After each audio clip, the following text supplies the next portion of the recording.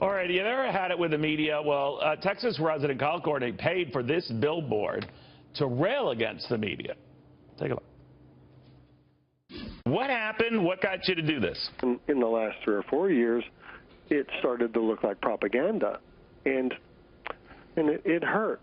Those people were part of my family, and I don't have somewhere to go to news anymore, so we're through. All right, not everyone can put up a billboard like that to air their displeasure, but a lot of people feel like doing it. Accuracy of the Media Editor Roger Aronoff on why some say journalism, or at least anything approaching fair journalism, is dying.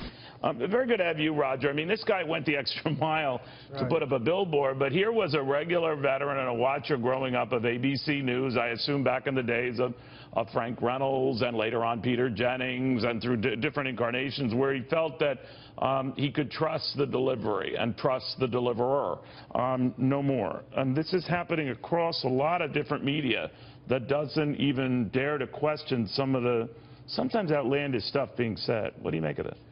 Yes, absolutely, Neil. Kyle Courtney is speaking for a lot of people. Accuracy in Media has been around nearly 50 years talking about the liberal bias in the media.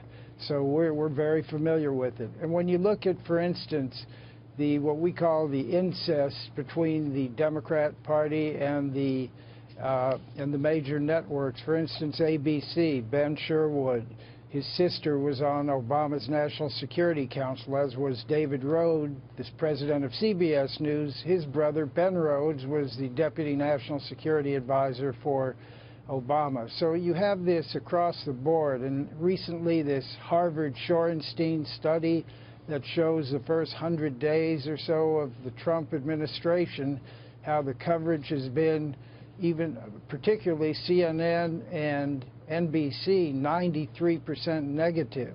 Now, I question that. I still haven't seen 7% positive coverage on either network, I don't believe. Well, you know, one of the things that you do wonder about, Roger, and I always say, you know, people always interpret the news through their own prism and their own bias and their own set of facts.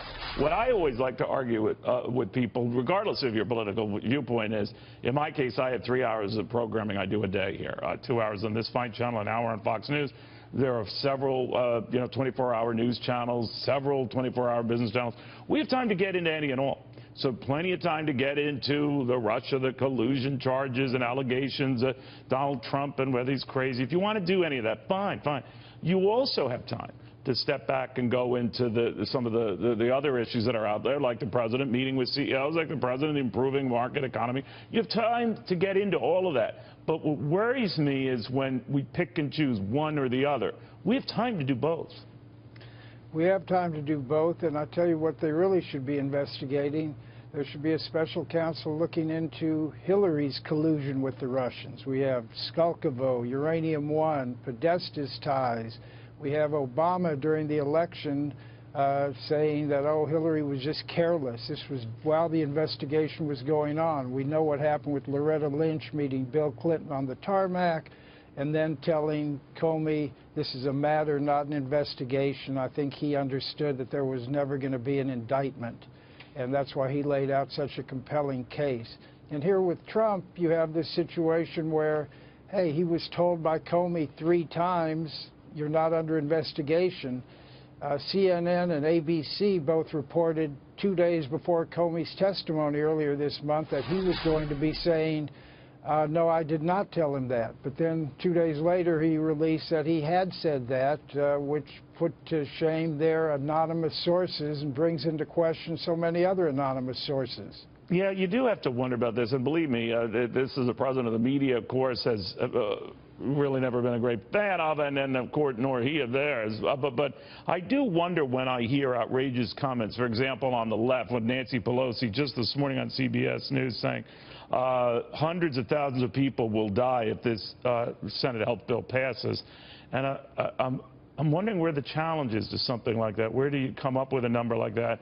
And yet, if a Republican had said it, I mean, it would certainly be pounced on, as it should, just to follow up on it. None of that. And that's what worries me. Right. She doesn't feel the restraint to have to come up with an explanation for her numbers, just saying blood money and they're killing hundreds of thousands of people. Right, they're mean and callous, and I just argue that what we have might be deemed mean and callous because of what's happened under this with rising premiums. In other words, it gets back to, as we talked before, Roger, about time to get into all of that. So you can't be so distorted in your thinking that it's one or the other. You can do both. Yes, absolutely. And then Bernie Sanders yesterday on Meet the Press, Chuck Todd, whose wife has helped him tremendously through her marketing firm, and he never mentions that, and he never asks him the tough questions about the people who are out killing and shooting in his name, about where he comes up with these figures, and about he and his wife being under investigation for what happened with the college up in Vermont. Yeah, there's plenty of time to get into this stuff, and we're not doing it. We're not doing it. Roger, Right. thank you. Thank you. And holding people accountable on both sides of the ledger.